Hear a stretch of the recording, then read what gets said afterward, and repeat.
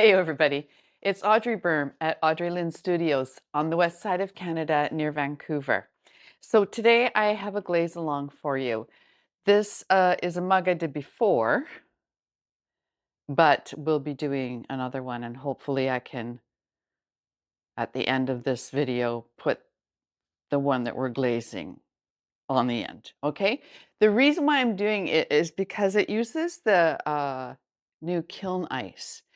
And this is a really thick glaze, almost gluey.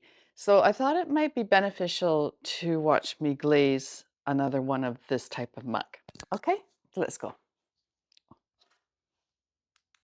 First things first, if you are interested in using these glaze forms, they're on my website as a free template. So they come in a sheet for like this. Some of them have, just a second. Some of them have a rectangle showing for, well, we could have used it for this, which, okay, we will do. And then this is for like a bowl or a plate. And these are just just generic, okay? And then there's full page ones if you're doing combos that are really involved. So I will just cut out this one then.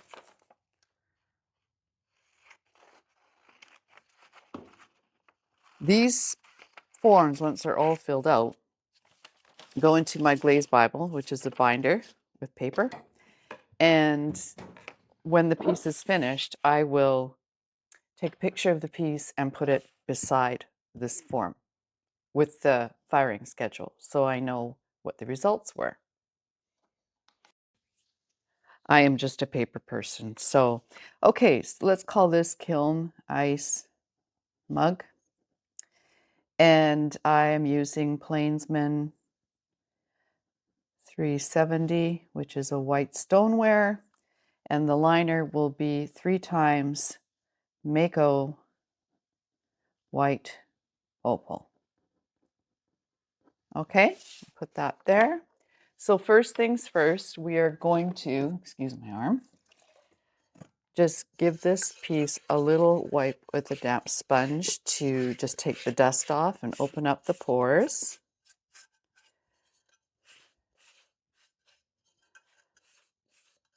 Great. I like this mug. Wish I could recreate everything that I liked. Sometimes it works, sometimes not. So give white opal a shake. That is SW250. And I always put a plastic on here and just fold it back. I see it gets a little bit grungy, but not like it does if you don't have plastic. That's just what I think. Anyway, so then we're going to start by putting one coat in this mug.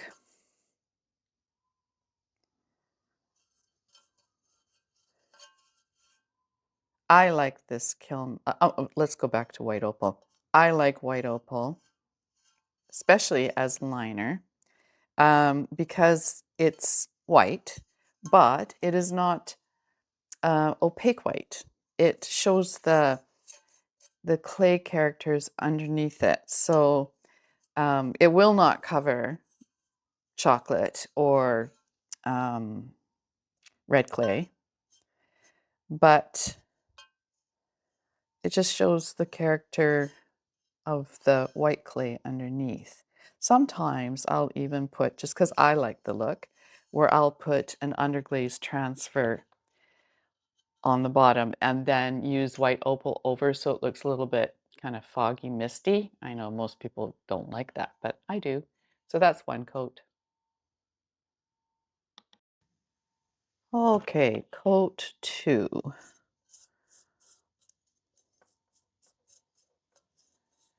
So yeah, let me know what your favorite liner glaze is. I know that it's nice to have a white liner, especially if you have it in dipping form so that you can pour it in and pour it out and it's done. And I do have a white dipping glaze, but just for this, I wanted to use white opal. I think that goes nice with the character of the kiln ice.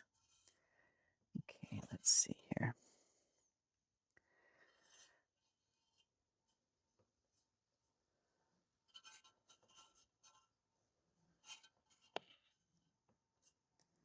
There we go.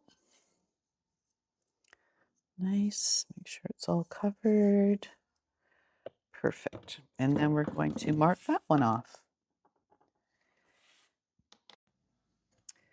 Okay, so that looks somewhat, the sheen has come off, so we can put our last coat in here.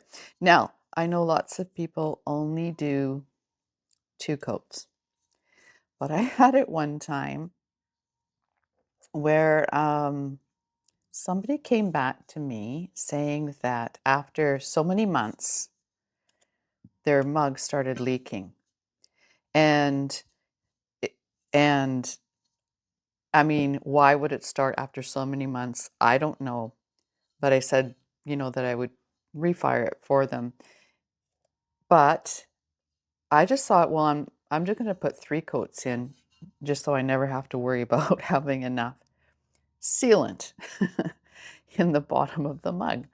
So unless it's really, really thick glaze, because in that case I wouldn't want it to crawl, I do 3 coats. Okay, so there we go. Mark that off, and I'll be back. All right, so this is my mug, and probably 2/3 of the way up, somewhere around there. This is my first step. It will be 4 times. You need 4 times of this stuff. Kiln ice. All right.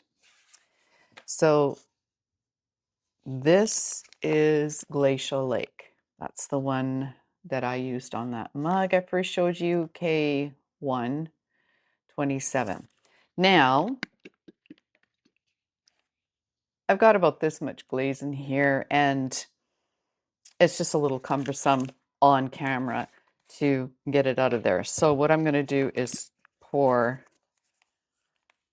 it onto this plate so it makes it easier for you and for me. But do you see how it almost looks like Elmer's glue? It's really thick. So let's see. Yeah, like watch it go on. It's crazy thick.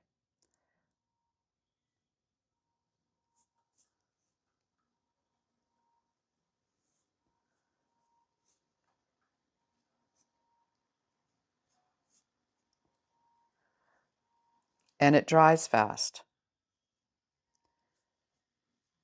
So, you know, you want to be smoothing it out as quick as you can.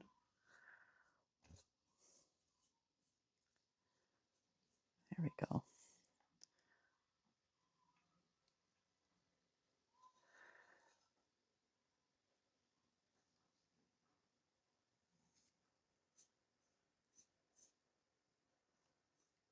See here how quick it's drying there?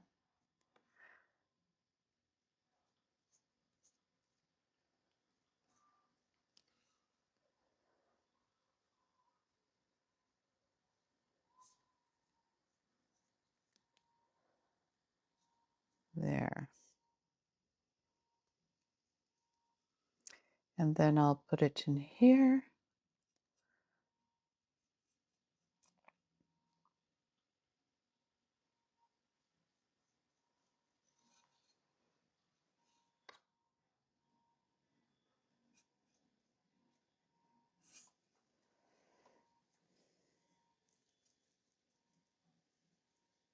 There. So that's the first coat. And you can see already it's quite chalky. And it's already quite dry. So I'm just going to, I mean, we can right away put the second coat on. I'll just make sure I mark that down in case I have to walk away and do something else. Somehow Oh no, see, there's a bit of a sheen there, so I'm going to leave it for a minute. Okay, coat number 2.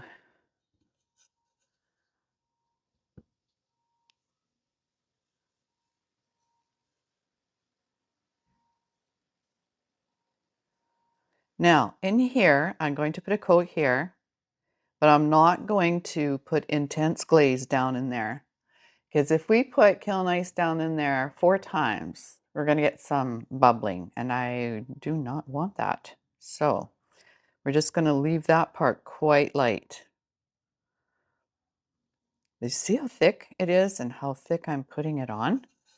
And I've done a couple mugs like this now, like, believe me, this is what you got to do.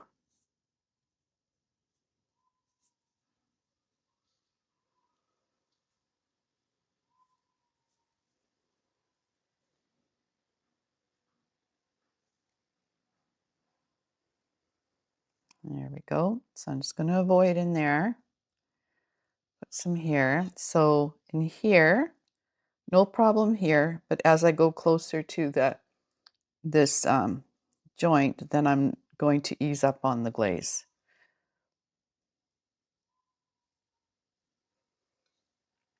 And what I found too is it's very stable. Like it doesn't seem to want to run off anywhere.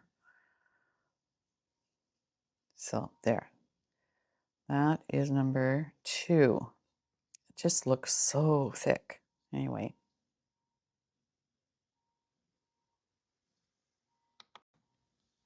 Okay. Now let's go this way.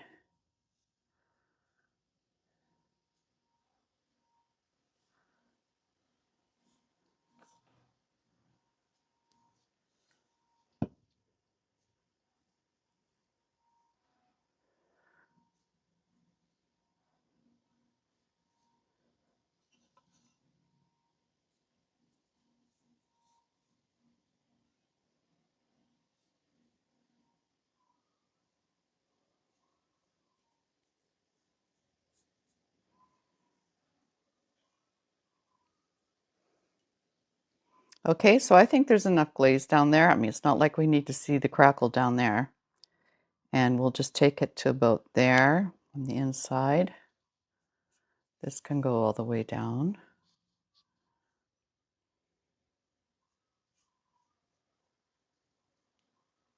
There we go.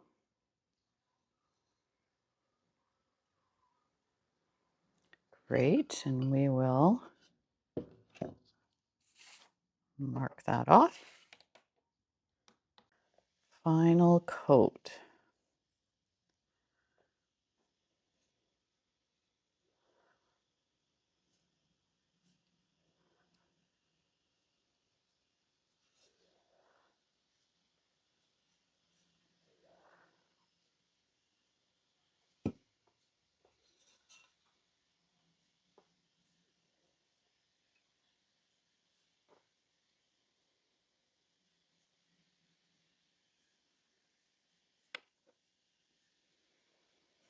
I'll put this on the outside of this handle, but I'm not going to put it on the inside now.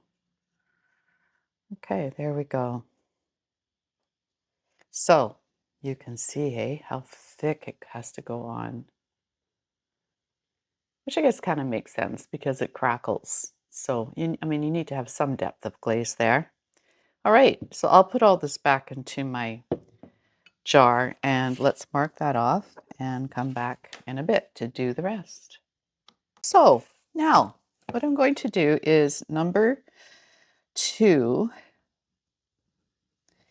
is from here to the top to just below our kiln ice line.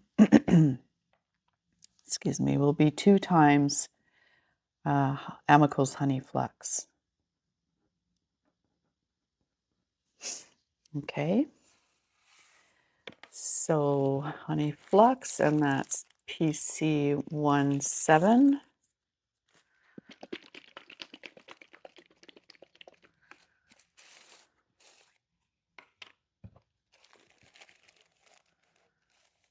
And I don't really want to pour it out, but maybe I should.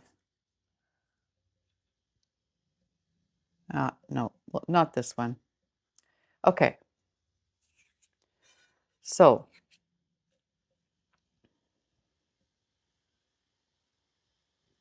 honey flux, and it's going to go just past is where I had it on that other mug.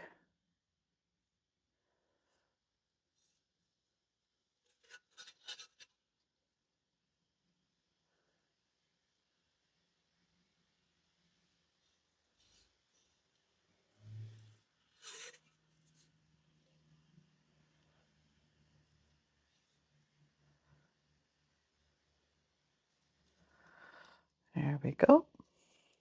Some in there and on the handle.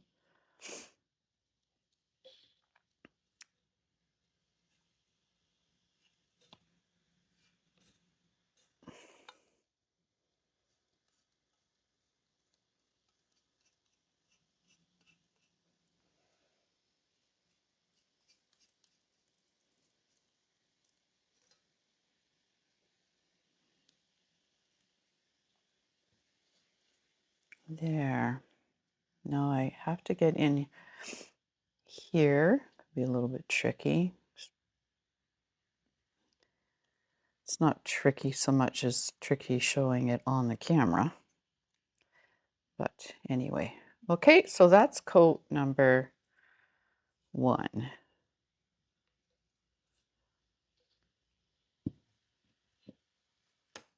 And so we will mark that off here. Now I can feel this mug is getting saturated. It'll be fine, but of course it's always best to maybe after the kiln ice let it really dry, but this will be fine. I would not put it in the kiln. I don't know, I'd even be nervous if you put it in a preheat. I would want to leave it sit overnight, but anyway, we'll come back and do the next step. Okay, so let's do the second coat of honey flux.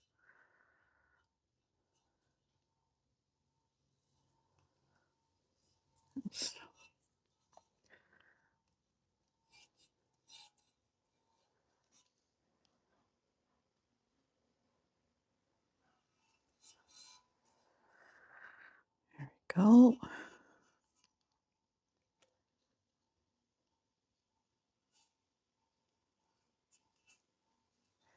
I don't want too much in there. I don't want it to bubble.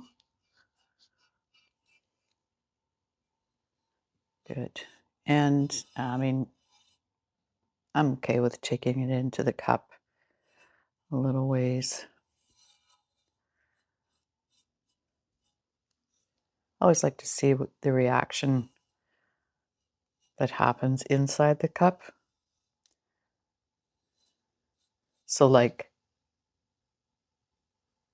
that is white opal. What will the reaction of honey flux be with white opal rather than honey flux and kiln ice? Okay, so that's 2 coats. And I'll mark it off. I took my pen over there. Okay, now we're going to use River Birch. River Birch PCF 74, and it is the same. Honey Flux is the base of River Birch, so you can use the same brush in there. And I'm just going to be doing 1 coat.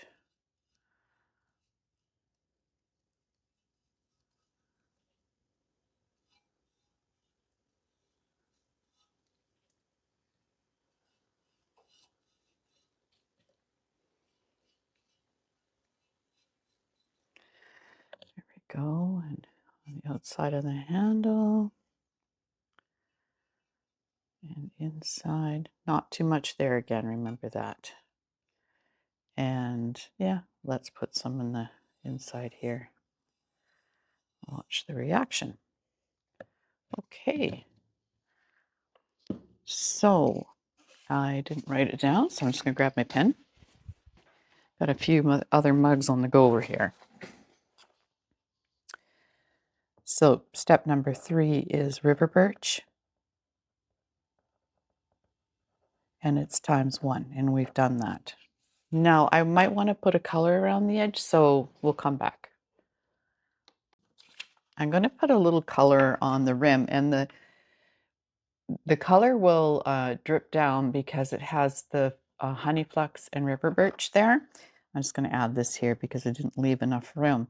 So step number 4 will be to smush, and yes, that's a technical term, smush on some SC45 AMACO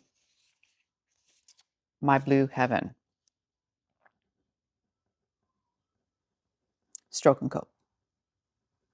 I have, where is it? This chart that I printed off the website and starred all the colors that I have, and it just seems to me like one of the best matches would be My Blue Heaven here. So let's do that one. It's not going to look bad. So yeah, I just do this. Yeah.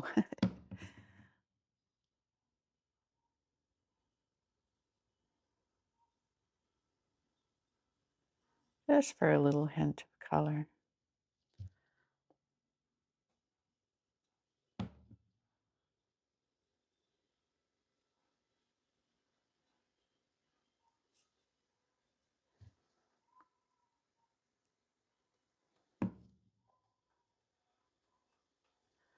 There we go. We'll put some in there.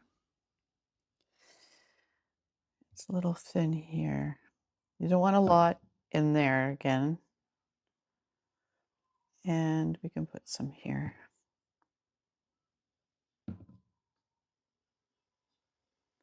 And it'll drip down that way. So yeah,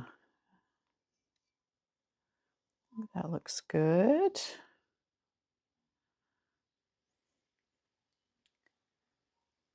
There we go. And then this one is also white opal on the inside with 4x kiln ice. And then it's the 2x honey flux, 1x river birch. And then this is stroke and coat around the top. And I filmed this. So this was a GLAZE-A-LONG. And I will be putting that out shortly.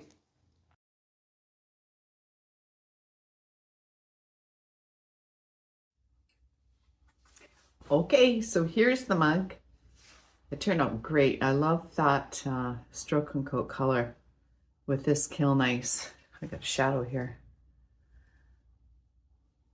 Anyway, hope you enjoyed it. Thanks for joining me. Thumbs up and a comment, and peace out.